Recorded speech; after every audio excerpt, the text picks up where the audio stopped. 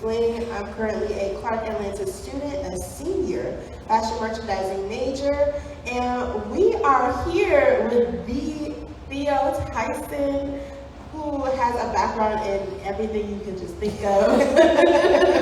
From management to luxury fashion, she can do it all. So we're just gonna get to it. And before we get to it, I want to introduce my classmates. Hi everyone, I'm Curator Fernandez. I major in documentary filmmaking with a minor in interactive media, and I'm a sophomore at Spelman College. And this beautiful human next to me is. Good evening, I'm Gabriel Archie. I'm a Clark Atlanta student. I'm an art major, a sophomore in advertising design and concentration. Beautiful, great. So this is going to be an open conversation. For the guests that are on live, please feel free to ask questions, and we got you. So I just kind of want to start off with the nitty gritty. We're going to get into the childhood. Let's do it. Because I don't know about y'all, but my childhood definitely has an impact on the way that I view everything, especially when it comes to fashion. Mm-hmm. So one of the things that I learned was that you're coming from a military background. You're in a military family. So how did that impact your views on fashion and your overall sense of style? There's a couple of ways to approach that. So childhood-wise, we have the ability to dress up and play and engage with our imagination in a way that kind of feels like it's taken away from us when we get older, because now you're dressing the way that you think you're supposed to dress. And juxtaposing a very vivid imagination against that military background. One of the things that really comes to the front for me is just the care for your identity. So my father, being in the military, wore a uniform every day, and so he essentially looked like everybody else that he was standing next to. But my sister, my mom, and I, and a formation of 500 people could pick out my father. And it's, watching the care that he and my mom offered to his uniforms. I took great pride in helping him polish his boots, and my scarf game is real.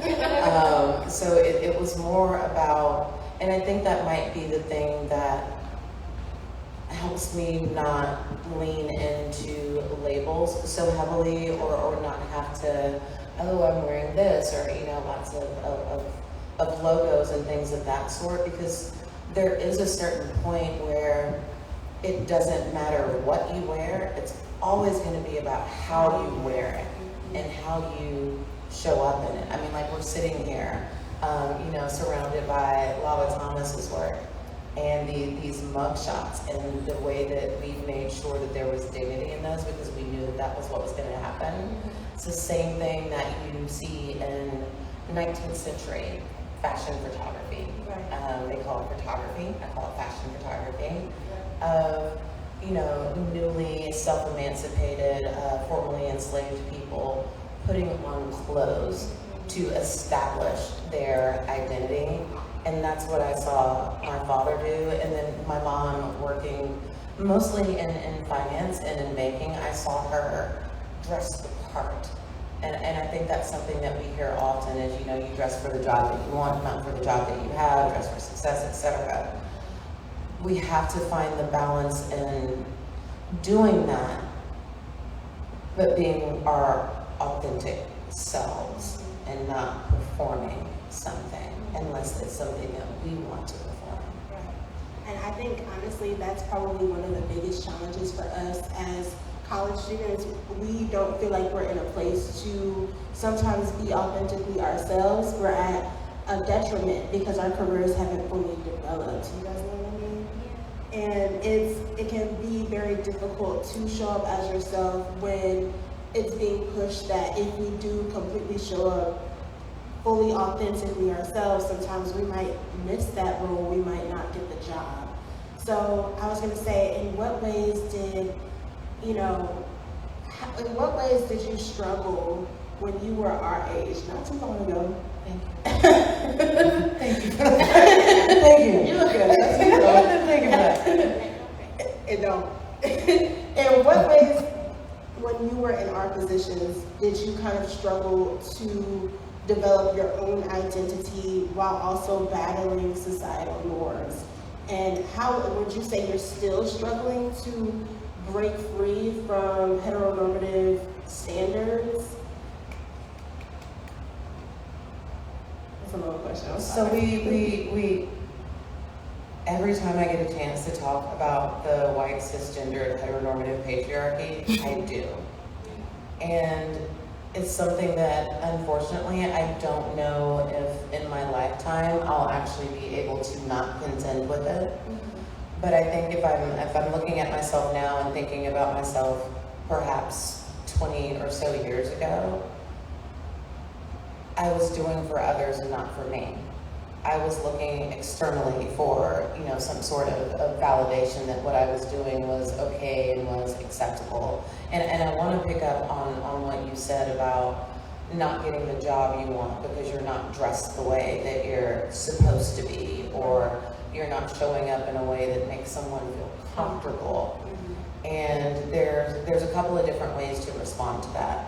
My first instinct and my first response is you're not in the right place. Because if you're coming into a job, into a party, or into a relationship where people are not allowing you to be your full self, that's not where you need to be. And that's one of so I have to pause and take a moment and call into this space the people that allowed me to be in this space in the first place.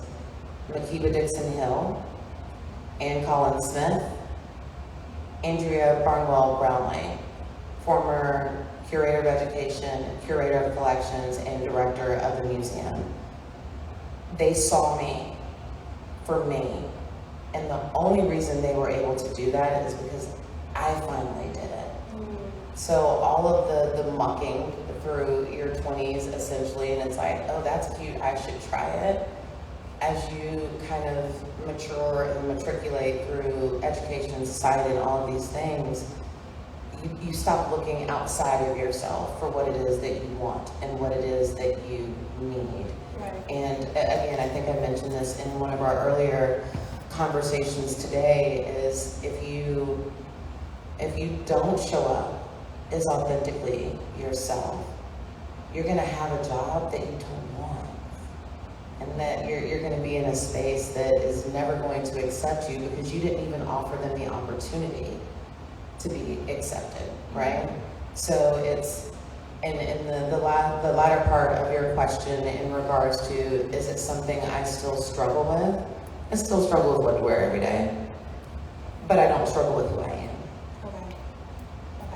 I was going to say, and I kind of want to direct this question towards you guys because we're in the same age, and we're still developing as well. Would you say you're still struggling to grow into yourself, and what would you say is the biggest obstacle for you? I feel like I'm still blossoming. I feel like I definitely came very far in my life, just by trying to find out who I truly am. I think I'm doing a great job at it, but I still have some learning to do, some growing to do, experiencing to do. But I think I'm on the right track so far.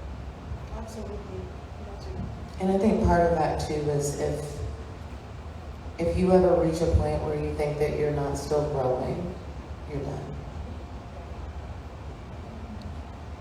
I would say for me, I've been through so much where people didn't accept it for me. It's simply just not genuine and just me being who I am. I've always been in spaces where they judge me that I no longer really care.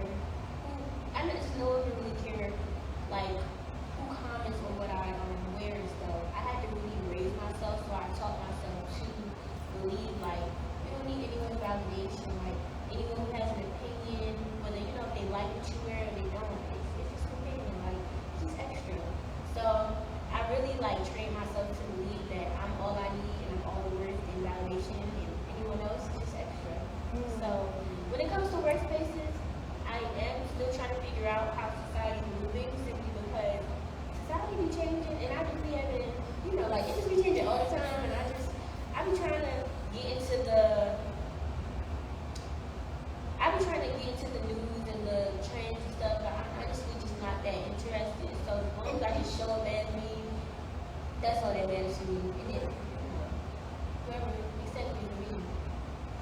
Those are your people. Exactly. Yeah.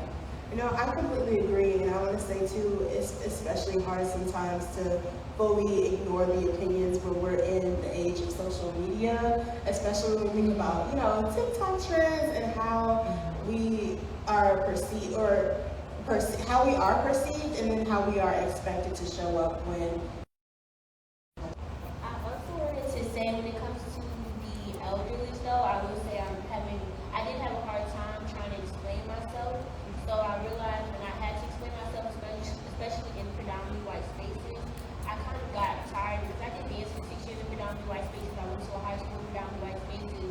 And so I would say it is a struggle. It's not like I didn't experience that. When I did, I overcame it by just affirmations. Like just constantly telling myself like I'm enough. And you know, as long as I show up for who I am and I give my best effort, that's all that matters.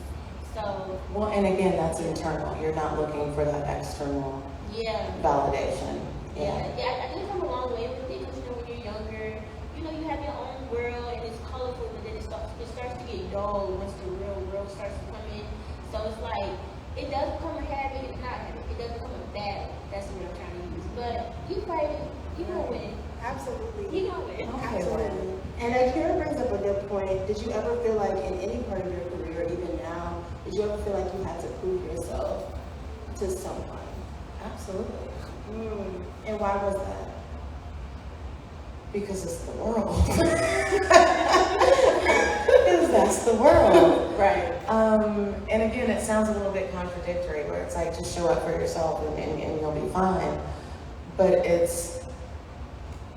we need food, clothing, and shelter. And some of those resources are outside of ourselves. So you need someone else to see you and see your value and actually attribute some sort of monetary value to the work that you're offering. I think that's the thing that I struggle with the most. And thinking about, you know, the spaces that you're in, like, okay, you're gonna be looking for jobs, like you're just talking about, and okay, if I show up dressed in this versus that, is that gonna be the difference between $10,000 and $20,000 a year, or am I just not going to get the job at all? So there is that thought, but to your point here, it's like the reassurance that you're enough, and that does come internally, but it also comes from the social capital that you build in your circle, so that you have people that are consistently uplifting, championing, helping you wayfind, helping you understand yourself. And then one of the things that I've had frequent conversations about is perception, because it's something that we can't control.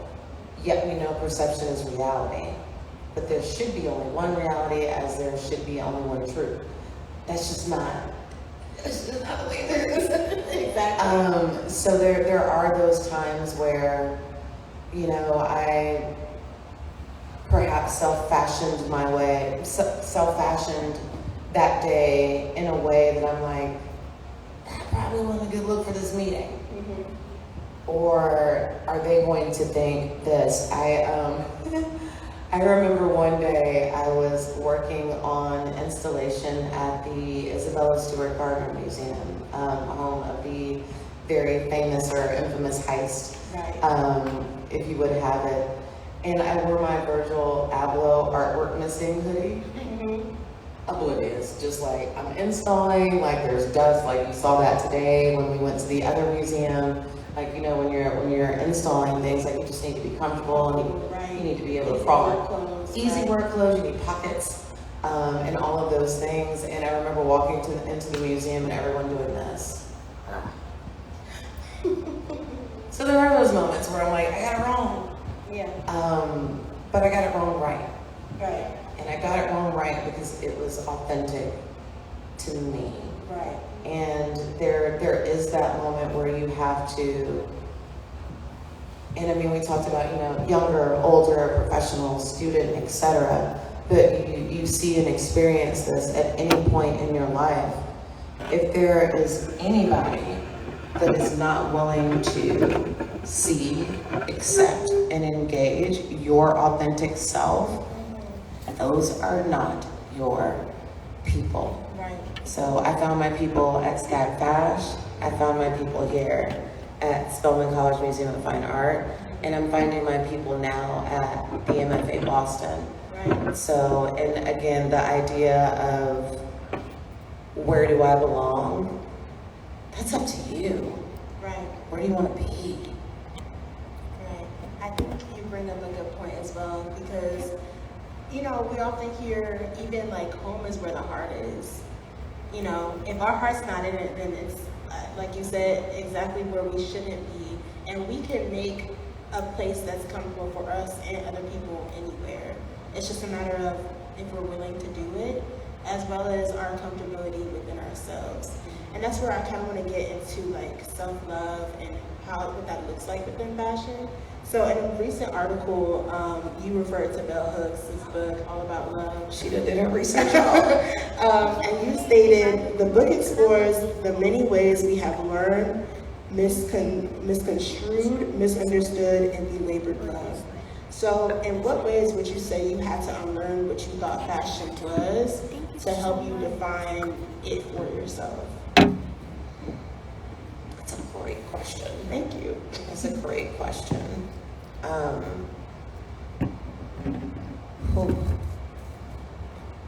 Would you want some time to think about that? Perhaps. Okay. Gabriel, what do you think?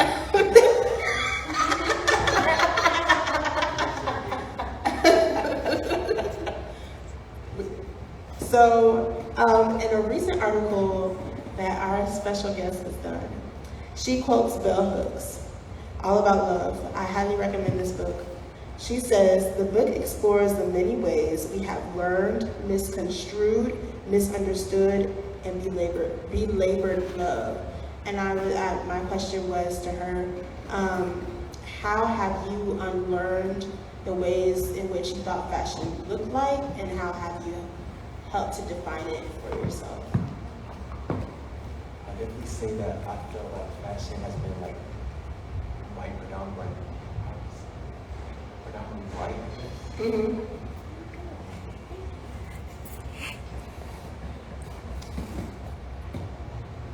I can help you. Okay. Well, for me, honestly, I will say it's difficult sometimes, especially when we're at Clark, and I feel like I struggled with it because I don't like the Fashion Nova. I don't like the Pretty Little Things, and I feel like that has kind of not worked out in my favor, because I feel like that's how, at least we as Black women, like, you know, when you see people in a nice two-piece, like, they look very feminine. And for the longest time, I struggled with my femininity and how that tied into my ways of dressing, because I thought that it, like, me dressing in such a vintage way would not make me feminine enough. So I had to unlearn that, because really fashion is what we make of it. We define it for ourselves, and femininity does not look any particular way, even though we as Black women are hyper-feminized and a specific image of femininity is portrayed in the media. But I also have to realize, like, femininity started with our grandmothers and their afros, you know. It started with the silk presses, it started with the tight curls, you know, it started with the turtlenecks, the Peter Pan collars. There is no particular way that femininity looks like, and that is what kind of helped me recognize, okay, I like this specific niche of fashion, and that doesn't make me any less feminine than what I want to be. And I think one of the things too, and I'll get back to Bell Hooks, I think one of the things that's important too is, before we get to femininity, before we get to masculinity, before we get to androgyny, where's the humanity? So when we start talking about Black women, and we start talking about the ways in which we've been so disrespected and so disregarded, and, you know, the secondary, when we, I'm not gonna go off on not gonna go that mean, way. go for it. Yeah, but so it's like, and then there's this, and it does affect the way that we dress and the way that we sell fashion, because we've always had to fight for our right to just be. Yeah. So it's not even, oh, I'm, looking at, this Lava Thomas piece from Rosa Parks right now. That's the same wall that, Deborah Roberts' work was on, and Ain't I a Woman? And it's like, we start thinking about these things, and it's like, it's heartbreaking. And I'm speaking from the perspective of a Black woman, and I can hear Moose Fresh voice in my head saying being a Black woman is like being Black twice. And then I had the audacity to be a lesbian on top of it, so I'm like, oh, 3 times. So there's all this stuff, and you don't get a chance to just be. Right. So when you think about someone like Bell Hooks and All About Love, how do we learn how to love ourselves when we can't even see ourselves? And fashion is one of the ways that we are able to see ourselves, the way that we want to actually be seen. I was having a conversation with a professor and their teacher's assistant at Mass Art, and they were talking about, all of a sudden it seemed like everyone in their class was queer. Like, I'm queer, I'm non-binary, I'm this, that, and the third. And I pushed back a little bit. And my question was, is that actually who you are, or are you trying to make a statement about who you're not? And that goes to that white, cisgendered, heteronormative, patriarchal standard that we all start with, that says that you can't wear sneakers, or that you can't wear heels, or that I shouldn't wear a men's suit. Like, all of those, like, where did those rules come from? They came not from a place of anything other than, like, just seditious control. It wasn't about fashion, but fashion is so innocuous. It's always cast aside. It's not important. Like, I still struggle to have fashion stand up in the same way that other fine arts like painting and sculpture, etc., come to the forefront, but that's what allows it to oppress us. So you talk about engaging femininity, that was one of the challenges. Let's talk about head wraps. In the not bonnets. There's a difference. Not bonnets, head wraps. And thinking about the history of head wraps, thinking about the fact that there's something that exists that's called Negro cloth. The way that fashion has been used as a tool of oppression, but it's been so overlooked. And so when we talk about All About Love and Bell Hooks and what we understand it, when we're putting on certain garments, why are we doing that? Are you doing that because it feels good to your body? Are you doing that because you look good in it, which also feels good to your body? Or are you doing that because you feel like that's what you're supposed to do? Are you doing that because, like, if I don't do this, I'm not going to get that job, or so on and so forth? And again, yes, we live in a world where there are rules, if you will, but I believe that we must be cognizant of who made those rules and what they were made for. Right. No, I completely agree, and I believe Akira also wanted to talk a little bit about your experience as well. Yes, because I was so into what you said. Because I'm still, that was so deep, so it's just like, It's okay. No, you're good. So, she had talked about in an article how the book of Bell Hooks, All About Love, explores the many ways in which we have learned, misconstrued, misunderstood, and belabored love. So, in what ways have you unlearned what fashion, like what you thought fashion was, and how do you show up, like, for yourself within fashion now? And then also too, fashion, there's fashion, which is kind of the literal clothing and dress. Okay. And then there's style. Like, what is your sartorial perspective? You know, that's the, and again, we're not going to do outfit, wardrobe dissections of ensembles yet. We could, but it's one of those where it's like when you start digging into, it's not even why you wore that garment today. Why do you own it? How did it make its way into your wardrobe? And then how did you decide that that's the thing that you wanted to be your second skin today? How did you put that on as your armor? Why did you put that on as your armor? So whatever you're about to say about love, right?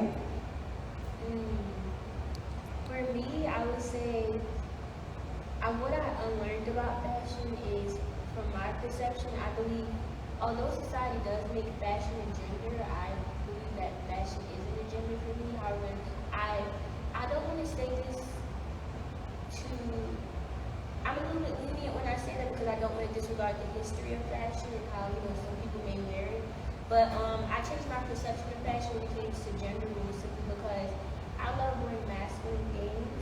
And there are days when I want to be feminine, but masculine things it's just something about it. Like, I go to the men's section with a good hoodie, they don't have good hoodies in the women's section. And no pockets. Yes. Like, the graphic design, like, I got this from Boohoo. Man, I'm not gonna lie, I'm gonna stop shopping at other, areas as far as Boohoo and like other things. Fast fashion, that's the right word. I'm gonna start thrifting. But at the time when I got this, I wasn't really educated. But anyways, so when I got this, I just bought, 2 pockets. He said something, okay, what I'm trying to say is, I use this example because he really spoke value, and I don't know, I just like wearing clothes that just speak me. Like, it's just something about wearing an outfit, I don't know, it just speaks to your character, your personality, and I don't know, this is a really good question, so I don't know how to answer it the way I would. Because it's like, I have so much to say, but I just need to take my time. Gabriel, what do you think? Yeah, what do you think? That was a really good question. That, please, and whatever else you would like to offer. My entire outfit is the Here, I know that's good. I love It's this. like $2. Yes. Some shoes, of course. But, I feel like I'm always dressed in this type of way, but growing up, I felt like I wasn't really expressive in dressing like this because I always felt like I was dressing too nice. Not too much, but like dressing up. Maybe dressing up too much. But, Well, and this is the thing, is there's so much classism that exists in fashion, right? Which is why we have those conversations about using clothing and dress in a manner of assimilation as a method of resistance, right? Because it's everything that you've been told. Like, if you look at all of the, like, if you went upstairs right now and said, Holly, let's look at the archives, of all of the previous students of Clark and Spelman and Morehouse, there was no such thing as too dressed up. Because everybody wanted to show up with a certain amount of pride and dignity and integrity. And it's like, you can see me. And you did that, but like, I see it, and that's how clothes should make you feel, and that's how they should be worn by the wearer, not dictated by society. And yes, if we go too far, I will be like, that's vulgar, or I sound very prudish in the way that I kind of assess the way that people choose to sell fashion. And it's not necessarily the garments that they have on their body that I'm curious about or perhaps questioning. It's the why. Why do you feel like this is the way that you want to dress? Or why do you feel like this is the way that you need to dress? As you're talking about, like, maybe I'm not so feminine, why are you in conversation with yourself about that? Right? What has happened either in your family, in your community? We know what's happened in society, like, we have history. But what is it that's making you feel like maybe I'm a little bit too much? Says who?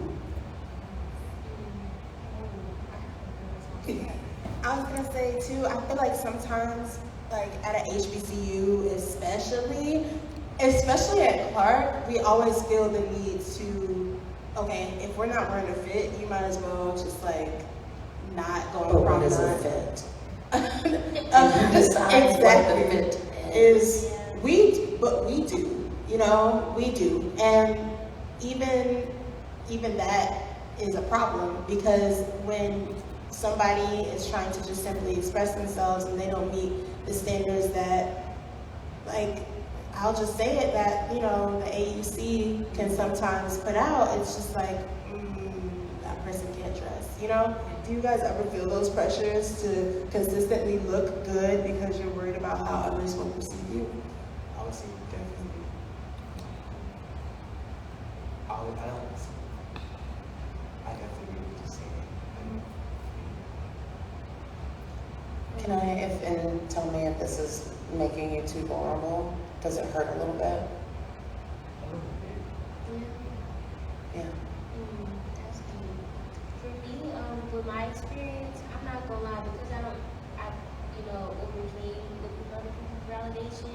Sometimes I just might wear some sweatpants, my hair's a hot mess, and I'm just like, this is how I feel. Sometimes I show up as I feel, or not all the time, or I show up. I just feel like my body's a canvas, so when I paint, or when I wear my clothes, that's my canvas. So if I'm feeling, down or whatever, and I don't feel like showing up as my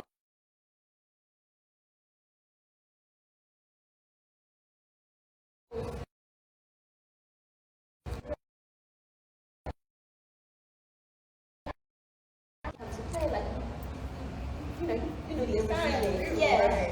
So it's just all about how I feel and when I'm ready to present myself. So when it comes to the AUC, I'm not gonna lie, I feel like I just look at everybody as people, and I feel like you just got something to say, that's your business. But I don't know, I don't really care about people's opinions too much, simply because of like everybody has their own perception.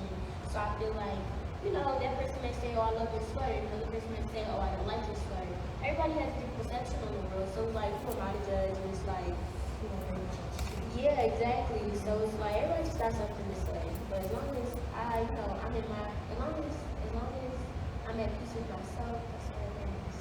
And I really had to, I overcame a lot for me to get like this. And my mom, and she rest in peace, shout out to her, because she really instilled me like, nobody's better than you, you're better, you're not better than anybody.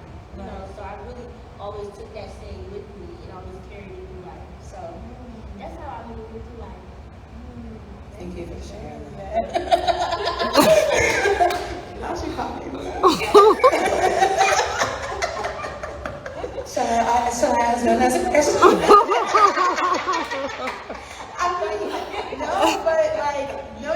You brought up a good point, because I also want to talk about identity and how you grew into yourself, like especially as a queer woman, because I identify as queer, and that's something that I really struggled to come into, like being queer, like being bisexual, like that is not easy in this world, especially when a lot of people don't even think that you can be. And that has been impacting my style as well. Like Grace Jones is definitely somebody that I look up to. I used to like have my hair like cut exactly like her. So would you say like growing into yourself has impacted your style, especially when you recognize the fact that you were queer? Yes. Short answer. Simple The answer. answer is yes. And I mean, you kind of started with my childhood and kind of how and if I can loosely quote Jay-Z right now, like I was who I got here. So I've always been me. The challenge has been, am I okay with me? Right. Do I want to lean into me, or am I going to, and I've done this, a couple of times, trying to be something for someone else. Right. And not just, we were having a career talk earlier today, not just having the job that you think you're supposed to have, right? Like, oh, my family or whoever wants me to be a banker or a lawyer or whatever, but they also want you to present a certain way. I remember in '96, the first time I cut all my hair off and my dad stopped speaking to me. I remember taking high school photos in this ridiculously obnoxious hot pink button-down t-shirt with a skinny black leather tie and bamboo earrings. So the fashion is one of the things that we learn to figure out who we are. Because fashion is a language and it grows as we grow. So I've always known who I was. The real question is how are we deciding what that looks like? And for us, Right. I think about so many people that are so close to me. I think about myself and how you can't cut your hair. You need to, why don't you wear more dresses? Why don't you wear more color? More makeup. Why don't you wear more makeup? Why did you stop shaving your legs? Like all of these things that are put on you. And again, I think that's one of the most important questions to ask, specifically with fashion, is why are you fashioning your identity this way? And I have no judgment, no challenge, no problem with anyone that is self-fashioning to their own heart, to their own spirit. I push when I wonder, why are you doing what you're doing? Are you doing this because there's a photo of my sister in the closet trying to rip the lace off of her socks? Like, are you ripping the lace off of your socks because you don't want to be feminine? Or are you ripping the lace off of your socks because it's uncomfortable to you? Like, what is the reason behind whatever it is that you're doing? And make sure that that's coming from you and not coming from whatever societal zeitgeist might exist. But like you were talking about your mom and you're like, I like Tupac. So this is what I want. And so you're able to use clothing to communicate who you are. What's concerning to me is the democracy of fashion allows people to present who they're not as well. Yes. Well, there's a pressure, especially as college students. Like I was stating earlier, I feel like for a lot of us, if we don't dress the way that the majority dresses, then the perception of us, like, it goes down. Our value in society goes down. So I feel like it's because of the ongoing pressure, especially the pressure that we place on ourselves within the Black community. Because that's the other thing too. If it's not outside of our community, it's inside. And I notice how we're a lot harder on ourselves than anybody else is. So That's a word, so stop right there. Yeah. That's a whole word. I feel like I agree, but when do we start telling ourselves, like, the elders or the people in the community who do give us, not even constructive criticism, just judgment, that is just judgment and that their judgment is expiring?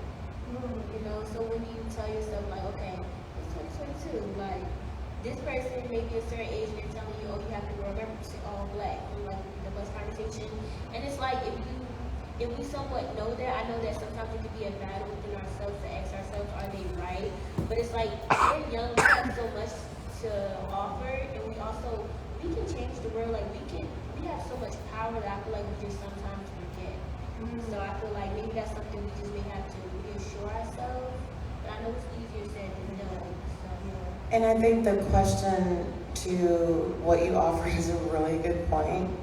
And listening to our elders, listening to and respecting, the legacy of our ancestors. Yes. Look around the museum right now.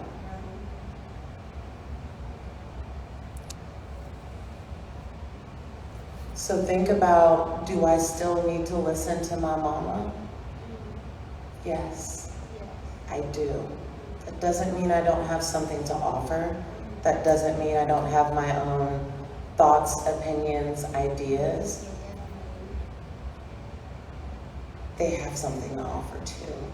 Yes. Oh yes. And also, when I say inspire, I don't mean like doesn't have value. I think what I was trying to say is like that your views within the world and their views can be matched up. So I don't use the word inspire because that doesn't disrespect. Sorry. No, but I really give them respect, God. And I'm just saying that I think yeah, that's been To so an extent, should be challenged, though. yeah. Because we are in modern times. Like, I'll never forget too, like for me recently, when I was in as recently as high school, there were these silver slippers that I had. And I feel like that shoe made me realize that I was bisexual. There were these silver slippers that I had. My dad hated them. And he told me, he like jokingly threatened, but like I don't really think he was really joking. He said I was gonna hide the slipper because he didn't like the fact that it was silver.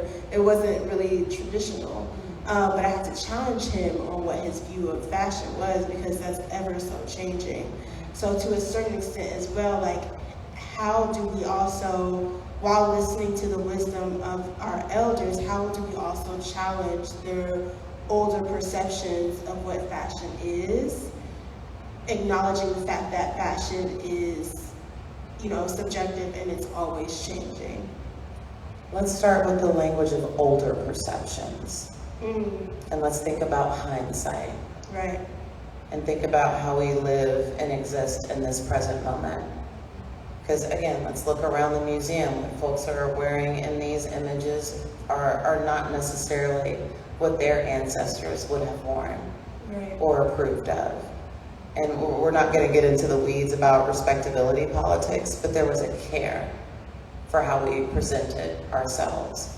So the thing that I would say is in our quest for self, in our quest for individuality, hindsight comes when it comes. So you do need to figure out that present moment that you're in. There's no need to disregard. All you have to do is learn. All you have to do is learn. You don't have to necessarily agree with, button that up or pull that down, but listen. Listen and understand where it's coming from. It might not just be about that's too much cleavage or that skirt is too short. They have a history with the clothes that they're wearing, just like you're gonna have a history with the clothes that you're wearing now. Right.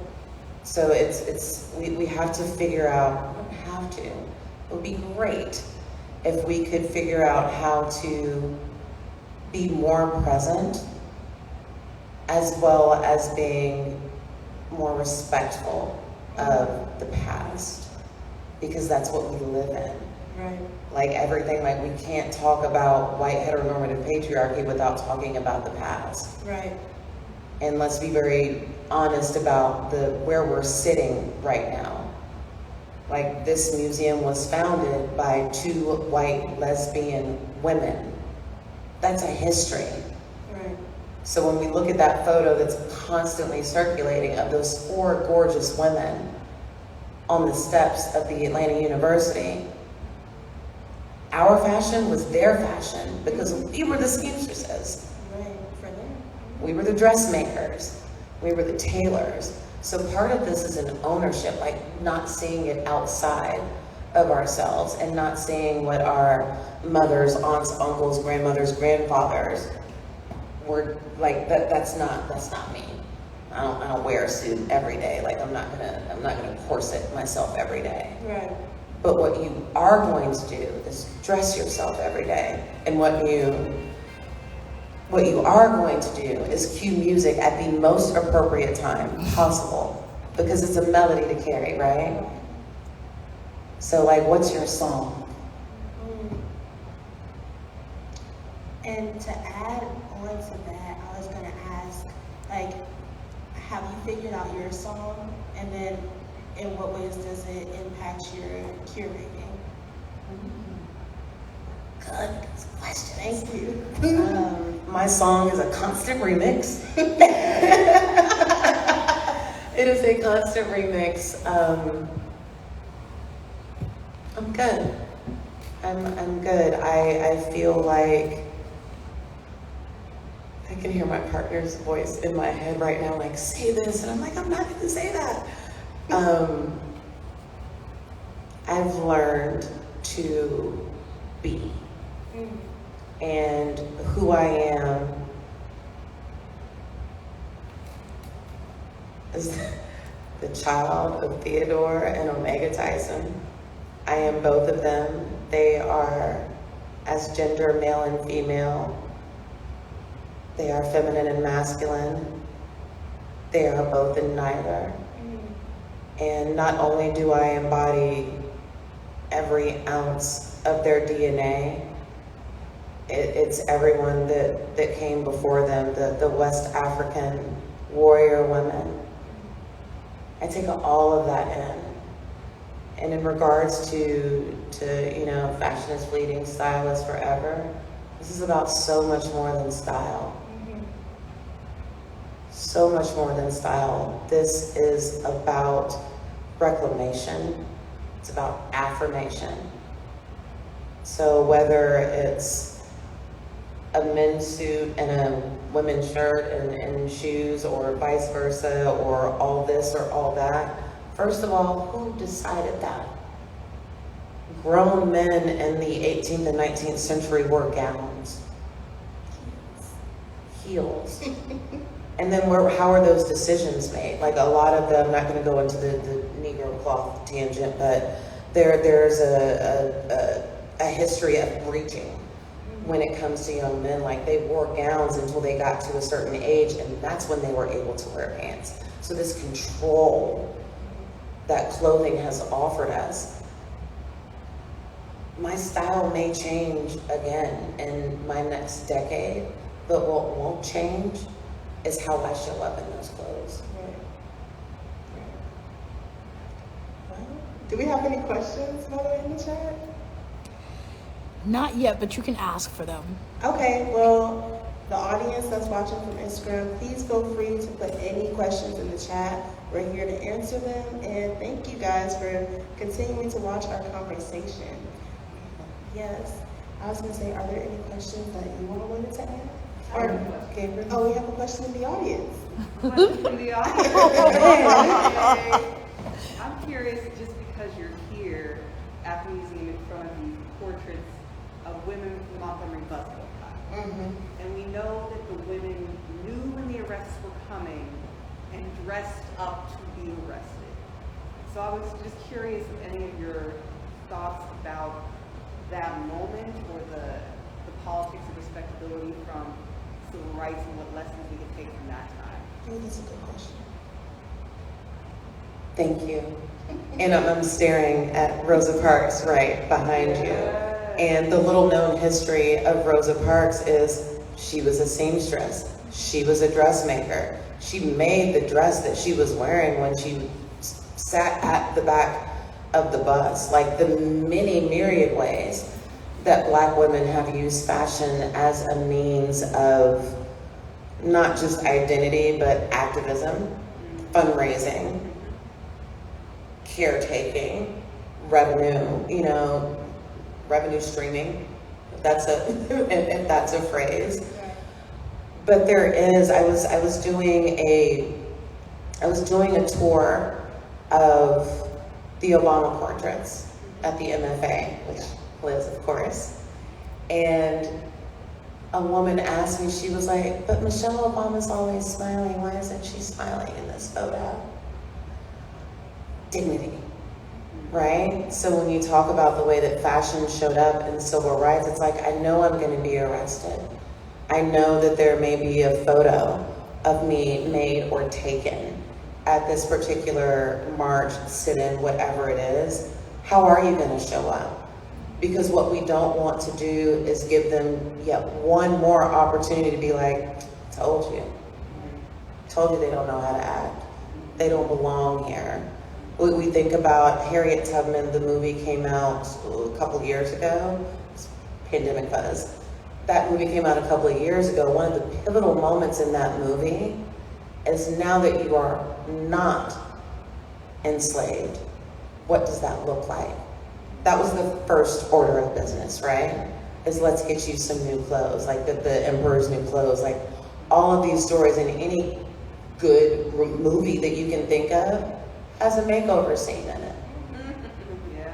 That really and truly speaks to the power of fashion. So when we think about all of those sit-ins and all of those dining counters, and we were just talking about like, how are you supposed to dress coming to class with class? Thank you. Well, I kind of want to go forward, move our conversation forward, and talk about fast fashion. Because earlier we talked about how, why you always question why a specific person owns a specific garment. And I wanted to hear your thoughts. Why do you think people continue to invest in fast fashion when they know the unethical sides of it? So how it was produced, the laborers we know we're underpaid. We know that the quality of the material is poor because the companies are investing in quality fabrics. Then we also know how, it's just So a lot. this is the thing, because you said we don't know, but then you said all the things that we do know, Oh. right? Yes, that's my bad. So no, but that's the real question. We know all of these things. So why do we still buy into it? Yeah. Why do you think? What are we buying into? We're buying into consumption, Right. politics. We're buying into capitalism. We're buying into the industrialization that made them fight so hard for slavery when it came to fashion. We're not thinking about the other language that you used was, why are we investing in fast fashion? There's no investment to be made in that. It's fast, it's done, it's quick, it's gone. Right. There's no fast fashion. And I had this huge conversation with a friend of mine that's a fashion historian about who's collecting fast fashion. And we started talking about it. I'm like, but we can't conserve it. Like, it wasn't made to last. Right, and that's going to extend your curating in the future, right? So again, we're not investing. What we're doing now is we are participating in capitalism and responding to supply and demand. Right. You don't need to purchase 10 t-shirts a year. Right. Why would you need to purchase 10 t-shirts a year? And if you're asking yourself those questions, you'll find the answers. But if you're not asking yourself those questions, the answers you're going to get are, because I have somewhere to go. My teacher said I need to wear this. My friend said she didn't like that. Everything external. And then you're also working, because now you're spending time, money, gas, etc., going back to whatever mall or whatever it is, or FedEx or whomever coming to deliver that to you. And resources, for the most part, we can make more of those. We hope that we can always make more money. But the one thing that we can never make more of is time. Right. So do you want to spend 3 hours going to the mall to buy a $3 t-shirt? Or do you want to spend 3 months investing in a $300 t-shirt that you'll have for 30 years? Because when we're looking at the dress that Rosa Parks had on for the boycott is in a museum. Right. Not simply because it was museum worthy, it still exists. Not to put anyone on the spot, but when's the last time that you bought something and you can't remember where it is? You don't know what happened to it. Where's that sweater? Right? Like, where's your favorite scarf that you said that you were investing in? And that's part of, I talked about this a little bit earlier. If you look at even older homes, there's a reason their closets were small. So what are we doing? We're not investing. We're not ignorant. We just haven't made a different decision yet. Right. And I guess, what do you think it's going to take for us to make that different decision? for the majority of us, because I know that there are some of us who are trying to be ethical and, you know, are buying from ethical companies, trying to get more into thrift stores to reuse secondhand clothes, but that's unfortunately not the majority of us. So what do you Not think it's going to take? the popular take Not of the majority, popular right? take, exactly. So what do you think it's going to take for us to make that final switch to lead fashion in a more ethical and environmentally friendly direction? I believe we're going to have to start making our own decisions and not just respond to, Liz, don't kick me out of the museum. I don't care if Ralph Lauren made a collection for us. That ain't for us. That doesn't benefit us. Right. That's not an investment in us. Right. That is a contribution to capitalism, period. Right. It is further support of the industrialization that made them not want to end slavery. Right. We're going to have to stop and make our own decisions and make them for ourselves and make them in perpetuity. We can't do like, oh, I just want this shirt right now because I'm going out. And again, I'm not above it. I've done it before. But we have to start thinking. That would be my best answer for your question is we have everything that we need. We just need to make sure that we know that and then decide and act accordingly. Right. Okay. Wow. Thank you for that. And then our last and final question. Yeah, we're at the end. Sadness.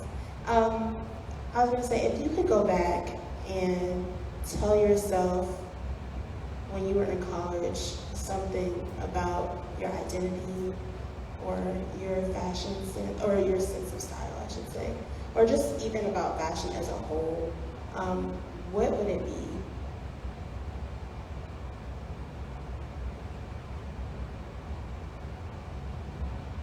You don't need to try so damn hard. Okay. That's exactly what it would be. Mm-hmm. Yeah, I didn't need to try. I think that was part of what you were sharing earlier, Kia, and then even Gabriel, like people make you feel a certain way, so then you try to do something else. I would tell myself to stop. Just stop and be still and breathe and look fly. Oh, yes. Ooh, I don't know about y'all, but I got the chills with those words of affirmation. Like, I bet you heard me nervous laugh. I was like, is she talking to me?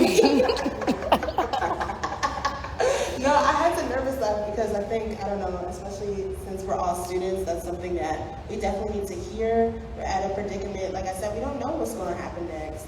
And we do place a lot of pressure on ourselves to know exactly where we need to be after school. Even with what we're doing now, we need to be in this organization, we need to be in this club, we need to be doing this type of community service, you know, we need to have this job. So thank you for sharing that. And I really think that serves as words of affirmation, not only for us, but also for the people watching. But thank you guys so much for joining us. It was an absolute pleasure to have you. Such a pleasure. Please come back more often.